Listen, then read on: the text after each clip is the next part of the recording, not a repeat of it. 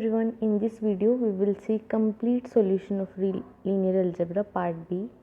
Question is, let A is a 3 cross 4 real matrix of rank 2, then rank of A transpose A is equal to, these are the options.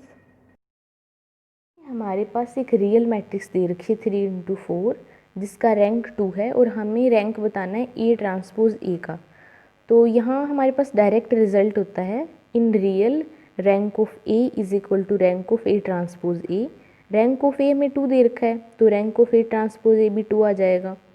तो इसका मतलब option number जो first है वो true चला जाएगा।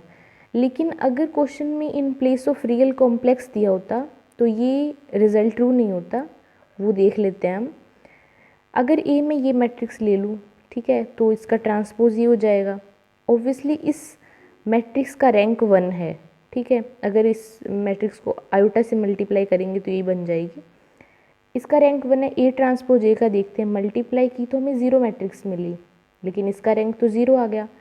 लेकिन according to this formula इसका रैंक इक्वल नहीं आ रहा, तो इसका मतलब इन कॉम्प्लेक्स ये रिजल्ट होल्ड नहीं करता।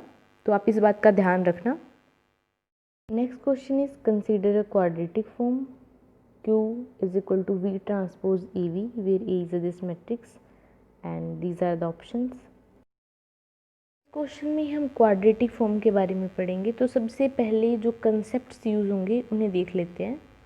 First concept is a real symmetric matrix of order n cross n determine a quadratic form this and vice वर्सा। मतलब अगर हमारे पास सिमेट्रिक फॉर्म हो तो उसकी हेल्प से हम क्वाड्रेटिक फॉर्म जनरेट कर सकते हैं, और अगर क्वाड्रेटिक फॉर्म है तो वहाँ से हम एक मैट्रिक्स को डिटरमाइन कर सकते हैं, ठीक है। क्वाड्रेटिक फॉर्म है तो इसके कॉरस्पॉन्डिंग हमें ये मैट्रिक्स मिल गई, और मैट्रिक्स हुई तो उसके कॉरस्पॉन्डिंग हम क्वाड्रेटिक फॉर्म बना सकते हैं, ठीक है। Second result is change of variable. इसमें क्या बोला गया कि अगर आपके पास कोई क्वाड्रेटिक फॉर्म है Q1 इन वेरिएबल V, ठीक है, उसके कॉरस्पॉन्डिंग जो मैट्रिक्स है वो ये हो गई। अगर हम इस वेरिएबल को चेंज करना चाहें, इस वेरिएबल में ये है n cross n into 1 dimension का, ठीक है। वेरिएबल चेंज किया तो हमने किसी मैट्रिक्स से मल्टीप्लाई कर दी n क्रॉस n, ठीक है। ये n क्रॉस n है, ये n इंटू 1 है, तो अगेन ये एक वेक्टर बन गया, लेकिन वेरिएबल चेंज हो गया, ठीक है। v से pv बन गया, तो हमें एक नई क्वाड्रेटिक फॉर्म मिलेगी। वो क्या मिलेगी? pv का ट्रांसपोज a pv। तो यहाँ से मिल गया v transpose p transpose a pv। ये क्वाड्रेटिक फॉर्म थी, इसके कॉरस्पॉन्डिंग हमारे पास मैट्रिक्स थी ए, और जब वेरिएबल चेंज किया तो हमारे पास जो क्वाड्रेटिक फॉर्म आई है ये, तो यहाँ से जो हमें मैट्रिक्स मिलेगी वो ये मिलेगी पी ट्रांसपोज ए पी, ठीक है। हमारे पास 2 क्वाड्रेटिक फॉर्म है, उनके कॉरस्पॉन्डिंग 2 मैट्रिसेस मिल रही हैं, ठीक है। तो Q1 and Q2 are equivalent if and only variable change करते वक्त हमने जिस मैट्रिक्स से मल्टीप्लाई की है वो उसका डिटर्मिनेंट नॉन ज़ीरो होना चाहिए, ठीक है। अगर ये P नॉन सिंगुलर मैट्रिक्स हुई तो Q1 and Q2 are equivalent quadratic form. Third is if 2 quadratic form are equivalent in R। अगर 2 क्वाड्रेटिक फॉर्म R में इक्विवेलेंट है, ये स्पेसिफिक हम R में बात करें क्योंकि C में ये रिजल्ट वेरी कर जाता है, then rank of quadratic form first quadratic form is equal to rank of second quadratic form. Second is index of corresponding quadratic form are same. अगर 2 quadratic form Q1 and Q2 equivalent हैं तो उनके rank भी same होंगे और index भी same होंगे। Rank का मतलब क्या है? जो क्वाड्रेटिक फॉर्म बनेगी, हमने फर्स्ट में देखा कि उसके कॉरस्पॉन्डिंग हम मैट्रिक्स बना सकते हैं, तो उस मैट्रिक्स का जो रैंक होगा Q1 के कॉरस्पॉन्डिंग और यहाँ पे Q2 के कॉरस्पॉन्डिंग जो मैट्रिक्स का रैंक होगा वो दोनों सेम होंगे। इंडेक्स का क्या मतलब होता है? इंडेक्स का मतलब होता है number of positive eigen value. तो एक Q1 के कॉरस्पॉन्डिंग जो मैट्रिक्स आ रही है उसकी eigen value number of positive eigen value, और Q2 के रिस्पेक्ट में जो मैट्रिक्स आ रही है उसके रिस्पेक्ट में जो number of positive eigen value हैं वो इक्वल होंगी, ठीक है। अब हम ऑप्शंस पे चलते हैं। First option is Q has rank 3, ठीक है। जो ये क्वाड्रेटिक फॉर्म में क्वेश्चन में दे रखी है उसका रैंक 3 है, हमें ये बताना है। तो Q के कॉरस्पॉन्डिंग हमें एक मैट्रिक्स दे रखी है, क्वेश्चन में ही हमें दे रखी है ये मैट्रिक्स। तो क्वाड्रेटिक फॉर्म के कॉरेस्पॉन्डिंग ये मैट्रिक्स है, तो इस मैट्रिक्स का रैंक देखते हैं। ऑब्वियसली इस मैट्रिक्स का रैंक 4 है क्योंकि चारों रोज लीनियरली इंडिपेंडेंट है। जो इस मैट्रिक्स का रैंक होगा वही इसके रिस्पेक्ट में जो क्वाड्रेटिक फॉर्म आ रही है उसका भी रैंक होगा। तो इसका मतलब rank of this Q is 4, लेकिन ऑप्शन में हमें 3 बोल रखा है। इसका मतलब ऑप्शन नंबर फर्स्ट जो है वो रॉन्ग चला जाएगा। ऑप्शन नंबर सेकंड में हमें बोला गया है x y plus z square is equal to q p v. Question में हमें जो क्वाड्रेटिक फॉर्म दे रखी है वो वेरिएबल वी में है, लेकिन ऑप्शन में यहाँ पे चेंज ऑफ वेरिएबल का यूज़ किया गया है। जैसे कि हमने सेकंड पॉइंट में देखा था कि अगर हमारे पास क्वाड्रेटिक फॉर्म हो Q1 इन वेरिएबल v, और अगर हम उसका वेरिएबल चेंज करते हैं v से pv, तो ये क्वाड्रेटिक फॉर्म बनती है। और ये दोनों क्वाड्रेटिक फॉर्म इक्विवेलेंट कब होती हैं? जब ये p इन्वर्टिबल मैट्रिक्स हो। ठीक है, तो यहाँ पे चेंज ऑफ वेरिएबल लगाया है for some invertible matrix p। अब इन्होंने खुद ही दे दिया कि p एक इन्वर्टिबल मैट्रिक्स है। इसका मतलब जो क्वेश्चन में हमें क्वाड्रेटिक फॉर्म दे रखी है और जो ऑप्शन में ये क्वाड्रेटिक फॉर्म है इन न्यू वेरिएबल, ये दोनों इक्विवेलेंट होंगी। इक्विवेलेंट होंगी इसका मतलब क्या है? थर्ड पॉइंट में हमने देखा है कि उनका जो रैंक है वो भी सेम होगा और इंडेक्स भी सेम होगा। तो जो मैट्रिक्स ए है इसका रैंक तो हमें पता है 4 है। चेंज ऑफ वेरिएबल करने के बाद ये क्वाड्रेटिक फॉर्म मिली है, तो इसका रैंक चेक करते हैं हम, इसका भी 4 आता है या नहीं।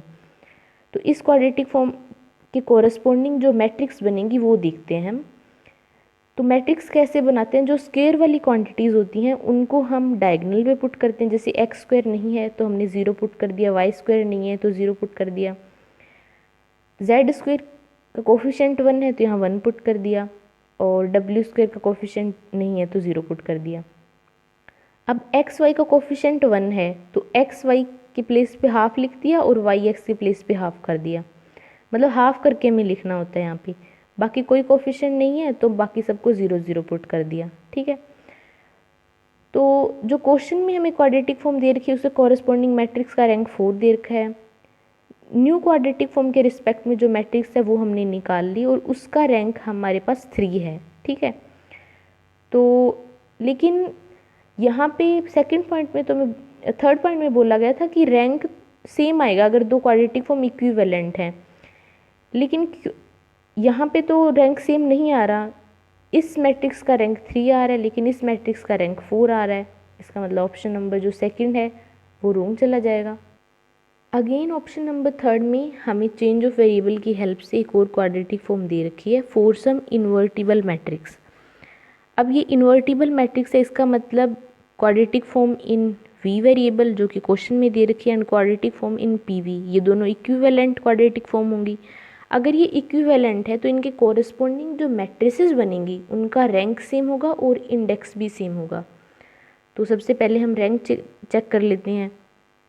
तो इस क्वाड्रेटिक फॉर्म के रिस्पेक्ट में जो मैट्रिक्स बनेगी, एक्स स्क्वायर का कोफिशिएंट 0 आ गया, वाई स्क्वायर कोफिशिएंट 1 है तो 1 लिख दिया, जेड स्क्वायर का कोफिशिएंट 1, डब्ल्यू स्क्वायर नहीं है तो 0 पुट कर दिया, एक्स वाई का कोफिशिएंट 1 है तो यहाँ हाफ हाफ पुट कर दिया। तो इस क्वाड्रेटिक फॉर्म के रिस्पेक्ट में हमें ये मैट्रिक्स ऑब्टेन हुई और इसका रैंक 3 है। ठीक है, क्वेश्चन में जो हमें क्वाड्रेटिक फॉर्म दे रखी थी वो क्यू इन वेरिएबल वी और यहाँ पे दे रखी है Q in variable P V. इसके रिस्पेक्ट में मैट्रिक्स का जो रैंक है वो 4 है, हमें पता है ए का जो रैंक है जो क्वेश्चन में दे रखी है। इसके रिस्पेक्ट में हमने जो मैट्रिक्स निकाली उसका रैंक हमारे पास 3 है। अगेन ये सेम नहीं आ रहे, इसका मतलब option number third is wrong option. Next question is, let S denote the set of whole prime number with property that this matrix is invertible in field ZP, and these are the options. Question में हमें set of all prime number बताने हैं such that this matrix is invertible. Invertible मतलब इसका determinant जो है वो non zero हो in ZP, P is a prime number. ऐसे set of all prime number such the determinant of A is non zero in ZP। ZP का मतलब modulo P में लेना है हमें। ठीक है, तो इसके डिटर्मिनेंट के लिए हम सबसे पहले इसका डिटर्मिनेंट निकाल लेते हैं किसी भी रो या कॉलम के कॉरस्पॉन्डिंग। तो क्योंकि इस कॉलम में हमारे पास 2 0 हैं तो इस कॉलम थर्ड के अलोंग हम इसका डिटर्मिनेंट निकालते हैं। तो इसके अलोंग 0 हो जाएगा, ये 0 हो गया। इसके अकॉर्डिंग निकालेंगे 59, ये कॉलम छोड़ दिया, रो छोड़ दी तो आ गया 91 इंटू 31 माइनस 29 इंटू 31। इस टर्म में भी 31 है, इस टर्म में भी 31 है, तो 31 कॉमन आ गया। 91 माइनस 62 इज़ 91 माइनस 29 इज़ 62, तो 62 इज़ 31 इंटू 2, तो 31 का स्क्वायर आ गया इंटू 2। अब 2 भी प्राइम नंबर है, 31 भी प्राइम नंबर है और 59 भी प्राइम नंबर है, ठीक है। तो जब भी हम prime p is equal to 59 लेंगे तो this term is zero under modulo 59, क्योंकि ये प्राइम नंबर है p इज इक्वल टू 59। अगर हम p इज इक्वल टू 2 लेंगे तो मोडुलो 2 में ये डिटर्मिनेंट ज़ीरो हो जाएगा। अगर हम प्राइम नंबर 31 लेंगे तो अगेन मोडुलो अंडर मोडुलो 31 ये ज़ीरो हो जाएगा। तो जो सेट है, सेट में हमें वो प्राइम नंबर बताने थे जहाँ पे डिटर्मिनेंट ज़ीरो नहीं हो रहा। तो इसका मतलब एस में 2 भी नहीं आएगा, 31 में भी नहीं आएगा और 59 भी नहीं आएगा। तो यहाँ से option number first, second and third directly discard हो जाएंगे। इसका मतलब option number 4 is correct option. Next question is, let E is 5 cross 5 real matrix with trace 15 and 2 eigenvalues 2 and 3 with AM2, then determinant of A is, these are the options। में हमें determinant निकालना है with the help of eigen values, और हमें question में trace दिया हुआ है। तो हम ये देख लेते हैं कि ट्रेस और को आइगन वैल्यूज़ की हेल्प से कैसे निकाला जाता है। Trace of a matrix is sum of eigen value, determinant is product of eigen value. Question में हमें दो आइगन वैल्यूज़ दे रखी हैं 2 and 3 with algebraic multiplicity 2। Algebraic multiplicity का मतलब होता है कि वो आइगन वैल्यू कितनी बार रिपीट हो रही है, ठीक है। 2 की एल्जेब्राइक मल्टीप्लिसिटी 2 है तो मतलब 2 दो बार रिपीट हो रहा है। 3 की एल्जेब्राइक मल्टीप्लिसिटी 2 है तो इसका मतलब आइगन वैल्यू 3 भी दो बार रिपीट हो रही है। जो मैट्रिक्स है वो 5 क्रॉस 5 है, ट्रेस 15 दिया हुआ है। तो ट्रेस हमने भी देखा क्या होता है, sum of all eigen values of a matrix. तो 5 क्रॉस 5 है तो 5 आइगन वैल्यूज़ आएंगी, तो 5 आइगन वैल्यूज़ का सम हो गया। अब 4 आइगन वैल्यूज़ तो हमारे पास ऑलरेडी हैं, ठीक है। फिफ्थ निकालनी है हमें, तो ट्रेस में 15 दे रखा है, 15 इज इक्वल टू दिस हो जाएगा, ये हो गया 15 10 plus lambda 5 is equal to 15। यहाँ से फिफ्थ आइगन वैल्यूज़ आ गई, तो हमारे पास अब सारी आइगन वैल्यूज़ आ गई हैं। डिटर्मिनेंट क्या होता है, प्रोडक्ट ऑफ आइगन वैल्यूज़। यहाँ पे हम सारी आइगन वैल्यूज़ पुट कर देंगे तो हमारे पास आंसर आ जाएगा 180। इसका मतलब option number 4 is correct option. Next question is, for any positive integer n, Pn denote the vector space of whole polynomial degree less than equal to n। T is a linear transformation from P2 to P4 defined by T applied on Px is equal to Px square. These are the options. हमारे पास vector space दे रखे हैं दो, P4 and P2।